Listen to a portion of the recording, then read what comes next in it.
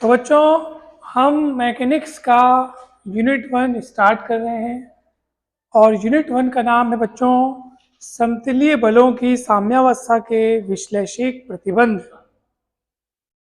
और जिसमें से हम सबसे पहला टॉपिक पढ़ रहे हैं बल अर्थात फोर्स। ठीक है बच्चों, तो बताइए बच्चों कि बल क्या होता है। मैंने आपको कल भी बताया था, तो बताइए बच्चों। बल वह बाह्य कारक है जो किसी वस्तु की विराम अवस्था या गति अवस्था में परिवर्तन कर देता है या परिवर्तन करने का प्रयास करता है। क्योंकि जरूरी नहीं कि हर बार बल लगाने से वस्तु की स्थिति में परिवर्तन हो जाए। अब मैं दीवार पे बल लगाऊंगा तो टूट जाएगा क्या? नहीं। लेकिन मैं बल तो लगाया ना। तो बल लगाने से वस्तु की स्थिति में परिवर्तन हो भी सकता है, नहीं हो सकता। हाँ, तो ये बल एक ऐसा बाह्य कारक है जो किसी वस्तु की विराम अवस्था या गत्यावस्था में परिवर्तन कर देता है या परिवर्तन करने का। और बल की मदद से आप किसी गतिशील वस्तु की दिशा भी बदल सकते हैं, किसी वस्तु का आकार बदल सकते हैं ना, आकृति बदल सकते हैं ना। हाँ, गुड। तो बल को हम व्यक्त करते हैं इस अक्षर F से। इसका SI पद्धति में मात्रक न्यूटन है, CGS पद्धति में मात्रक डाइन है। दोनों में संबंध है 1 न्यूटन बराबर 10 की घात 5 डाइन। 1 न्यूटन बराबर 10 की घात 5 डाइन। समझ में आया कि नहीं है? ओके बेटा। अब देखते हैं हम लोग बल की जब अवधारणा हम पढ़ते हैं तो उसमें कौन कौन से तथ्य सदैव जुड़े होते हैं, ये हम लोग देखते हैं। देखो, जैसे ये पिंड, क्या है? एक पिंड। और अब अगर इस पे कोई बल लग रहा है या कोई लगा रहा है या लगाया जा रहा है तो उस बल के बारे में हमें कौन कौन सी बातें जाननी जरूरी होती हैं। तो पहला वो बिंदु जिस बिंदु पर बल लगाया जा रहा है, पॉइंट ऑफ एक्शन, क्या बोलेंगे हम उसको? Point of action. हाँ, अनुप्रयोग बिंदु कि बल आप कहाँ लगा रहे हो। मान लो मैं यहाँ बल लगा रहा हूँ, ये देखो, ये पॉइंट पे, ये पॉइंट पे मैंने बल F लगाया, तो ये हमारा कहलाएगा पॉइंट ऑफ एक्शन। उसके बाद बल की दिशा क्या है? दिशा, तो दिशा वो भी जरूरी है। उसके बाद जिस बिंदु पर बल लगाया गया है, जो बल की दिशा है, वो वही उसी दिशा को हम लोग वहां से, ये देखो ये पूरी जो है ना, ये बल की क्रिया रेखा है। क्या है ये? बल की क्रिया रेखा। ठीक है, क्रिया रेखा किसको बोलेंगे? ऐसी रेखा जिसके अनुदिश बल लगाया जा रहा है। इस रेखा के अनुदिश बल लगाया जा रहा है ना, तो ये बल की क्रिया रेखा हो गई। नहीं समझ में आया क्या? और बल का परिमाण, परिमाण मतलब कि जितने मान का बल लगाया जा रहा है, 5 न्यूटन का, 7 न्यूटन का, 10 न्यूटन का, ये बल का परिमाण। तो अनुप्रयोग बिंदु, दिशा, क्रिया रेखा और परिमाण, ये 4 चीजें जाननी जरूरी है बल के बारे में अगर आप पढ़ रहे हो तो। ठीक है क्या? Very good. चलिए अब आगे बढ़ते हैं। आप देखो ध्यान से देखिएगा, साम्यावस्था किसको बोलते हैं? कोई पिंड कब कहलाएगा कि हाँ वो साम्यावस्था में है? साम्यावस्था अर्थात इक्विलिब्रियम।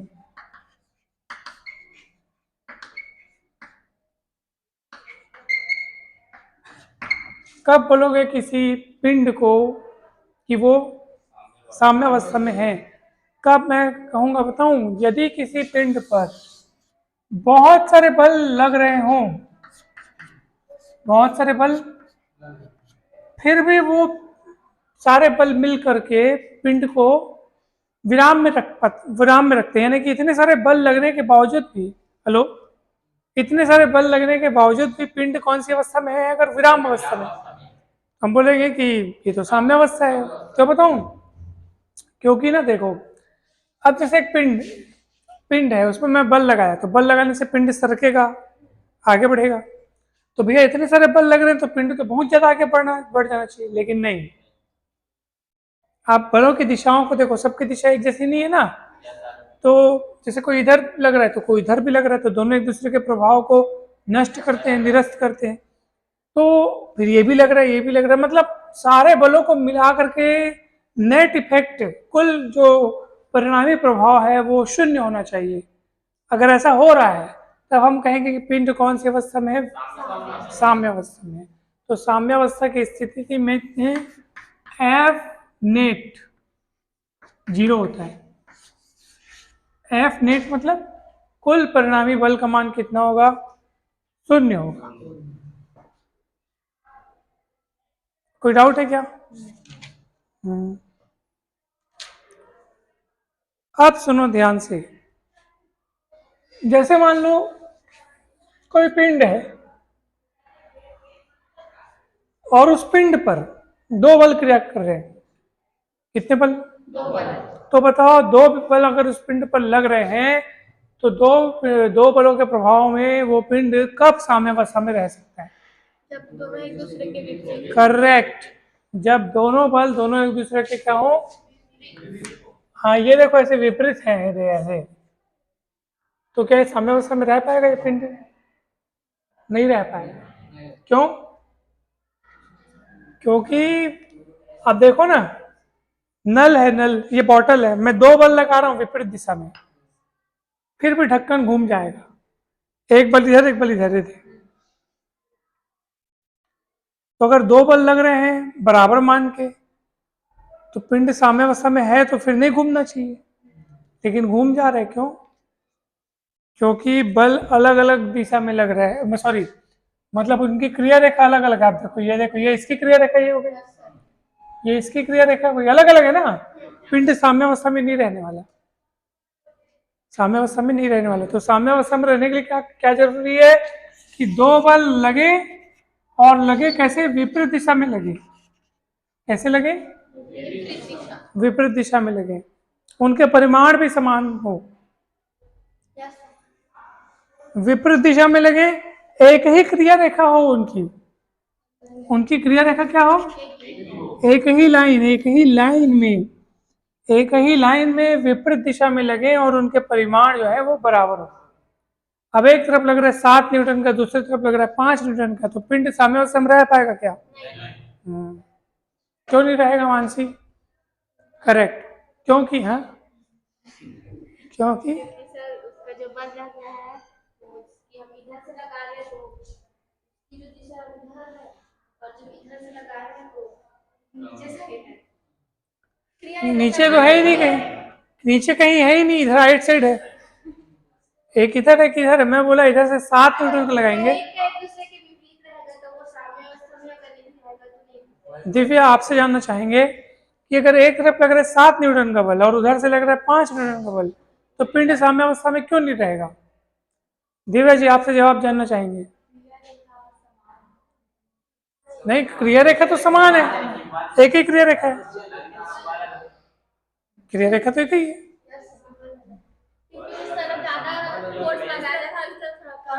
हाँ, सीधी सी बात है, अगर आप नेट बल निकालोगे 7 - 5, 2 न्यूटन का बल उस पर लग रहा है, 0 नेट बल अगर होता ना तो पिंड साम्य अवस्था में होता, साम्य अवस्था में नहीं रहेगा। नेट बल 0 नहीं है ना, ऐसा समझ में आया कि नहीं?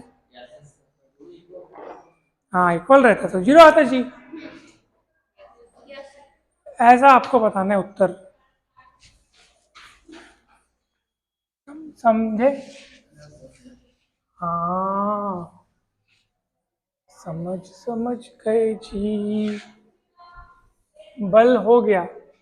अब चलते हैं आगे, क्रिया एवं प्रतिक्रिया। तो ये तो वही है, देखो जैसे कि ये पुस्तक कहाँ रखी है? टेबल पे। अगर टेबल नहीं होता तो कहाँ पे रखे? नहीं, टेबल नहीं होता और फिर भी मैं यहाँ पुस्तक को रखूंगा तो क्या होगा? हाँ, लेकिन अभी नहीं गिर रहा है, इसका मतलब क्या है? टेबल ने उसको ऊपर की तरफ थामा हुआ है। जैसे कोई मेरे हाथ में अपने पैर रखे और मेरे हाथ में इतनी शक्ति है कि उस व्यक्ति को मैं उठा पा रहा हूँ, इसका मतलब क्या है? कि उसके ताकत, उसके वजन के बराबर मैं ताकत लगा पा रहा हूँ, तभी मैं उसको उठा पा रहा हूँ। अगर व्यक्ति का भार ज्यादा है और मेरा हाथ उतनी शक्ति नहीं लगा पा रहा है, उतना बल नहीं लगा पा रहा है, तो क्या होगा, वो गिर जाएगा। मतलब उसकी क्रिया के बराबर विपरीत प्रतिक्रिया में नहीं लगा पा रहा। तो विपरीत प्रतिक्रिया वही होती है कि जैसे कोई पिंड यहाँ रखा हुआ है, तो साम्य अवस्था में कब रहेगा वो, अगर उसके द्वारा लगाया गया बल है, उसके द्वारा वो कौन सा बल लगाएगा, उसका खुद का भार, उसका खुद का। और जिस टेबल पे वो रखा है, टेबल उसको ऊपर की तरफ क्या देगा, रिएक्शन देगा। तो ये R बराबर W होगा, रिएक्शन ऊपर की तरफ, उसका भार नीचे की तरफ, दोनों बराबर रहेंगे, दोनों बराबर रहेंगे, साम्य अवस्था। समझ में आ रहा है? Yes sir. तो क्रिया प्रतिक्रिया के नियम है। कोई डाउट है क्या? जैसे आपको मैं जमीन में दौड़ने बोल दूं, जाओ दौड़ो, तो जल्दी दौड़ लोगे ना। और मैं आपको बोलूं जाओ रेत में दौड़ो, दौड़ लोगे क्या? नहीं। क्यों नहीं दौड़ पाओगे? जमीन में जैसे ही आप अपने पांव रखते हो, तो आपको तुरंत रिएक्शन मिलता है। ठोस है ना जमीन, जमीन कैसा है, ठोस है, पैर रखे दब नहीं जाता है। यानी आपके भार और आपके द्वारा लगाए गए बल के बराबर वो रिएक्शन दे देता है। तो उसके द्वारा जो है रिएक्शन आपको मिल रहा है, वही आपको आगे बढ़ने के लिए उचित बल प्रदान करता है, प्रतिक्रिया बल जिसको बोलते हैं। अगर मैं रेत में दौड़ना चाहूँ तो मैं नहीं दौड़ पाऊंगा फास्ट। क्यों? जैसे ही आप रेत में अपना पहला कदम रखोगे, तो वो आपके बराबरी का रिएक्शन देने में थोड़ा समय लगाता है। वो समय कहाँ लगाता है, पैर धस, थोड़ा सा हमारा पैर धस जाता है नीचे, तब तक धसता है जब तक आपको आपके भार के बराबर रिएक्शन, हाँ, फिर जब मिल जाता है तब आपके पांव रुक जाते हैं, तब आप फिर दूसरा पांव आगे बढ़ाते हैं। होता है ऐसे ही? रेत में दौड़े हो कभी? हाँ। और कीचड़ में भी दौड़ने में इसलिए दिक्कत जाती है। अब मैं आपको बताता हूं तनाव एवं कर्षण बल। कौन सा बल? तनाव एवं कर्षण बल।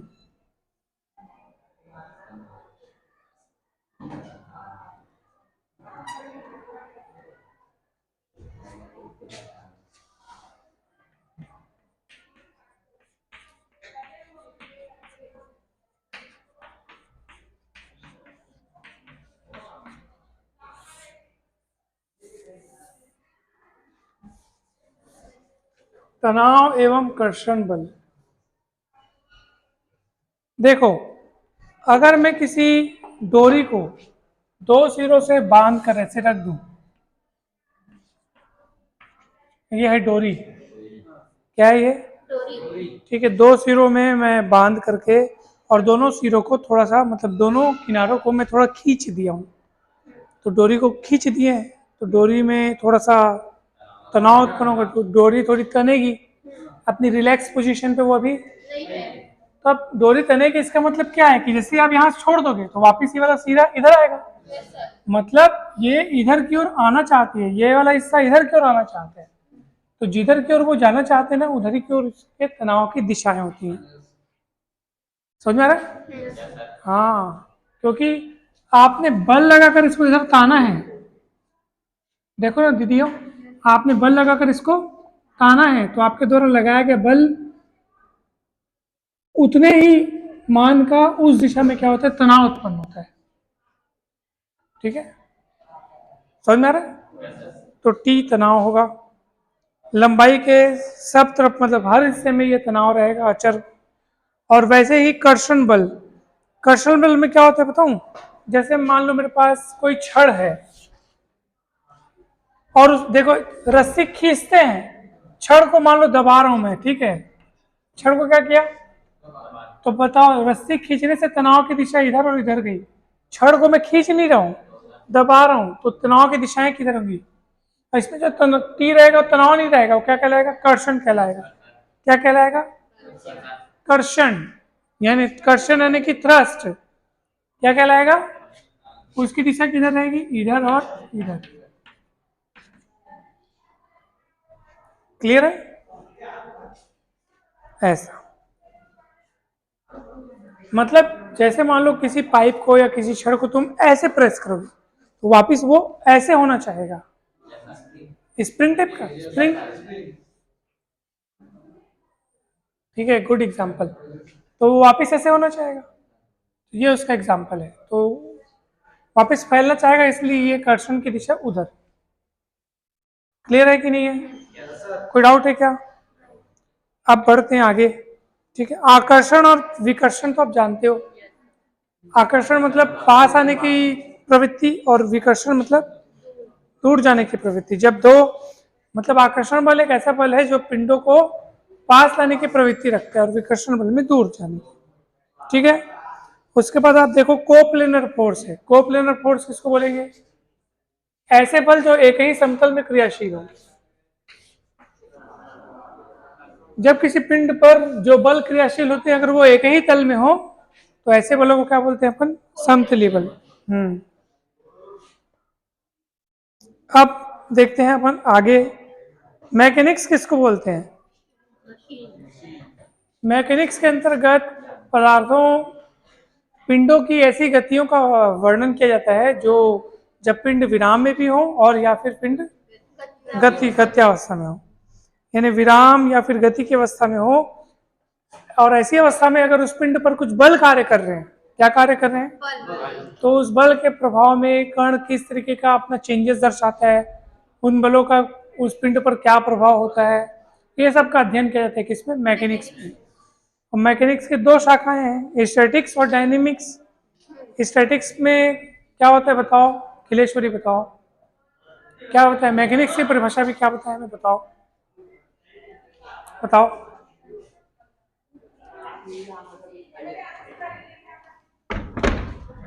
तो वीडियो बन रहा है, वो दर्शक लोग देखेंगे तो क्या सोचेंगे, बोलेंगे कि भाई इनका ध्यान नहीं था करके। मैकेनिक्स की क्या परिभाषा बताया मैं? यह एक भौतिकी या कि यानी कि विज्ञान की कैसी शाखा है? विज्ञान की ऐसी शाखा है जिसके अंतर्गत हम पिंडों की गति के बारे में अध्ययन करते हैं, पिंडों पर लगने वाले बल के प्रभावों के बारे में अध्ययन करते हैं, चाहे वो पिंड विराम अवस्था में हो या गति अवस्था में हो। अगर उस पर बल कार्य कर रहे हैं तो उन बलों के प्रभाव में उस पिंड पर क्या क्या इफेक्ट उत्पन्न होते हैं, ये सब चीज का इसमें अध्ययन किया जाता है। ठीक है, बलों के प्रभाव का अध्ययन करते हैं हम लोग इसमें, बलों के प्रभाव का, कि बल लगाने से उसमें क्या क्या परिवर्तन आ रहे हैं। ठीक है, क्या स्थिति विज्ञान और गति विज्ञान। स्थिति विज्ञान में पिंड जब स्थिर अवस्था में हो तब उसमें बलों का क्या प्रभाव उत्पन्न होता है ये हम देखते हैं। और गति विज्ञान में जब पिंड गत्यावस्था में हो, जब पिंड गत्यावस्था में हो तब उसमें बलों का क्या प्रभाव पड़ रहा है उसका अध्ययन करते हैं। ठीक है ना? कोई डाउट है क्या?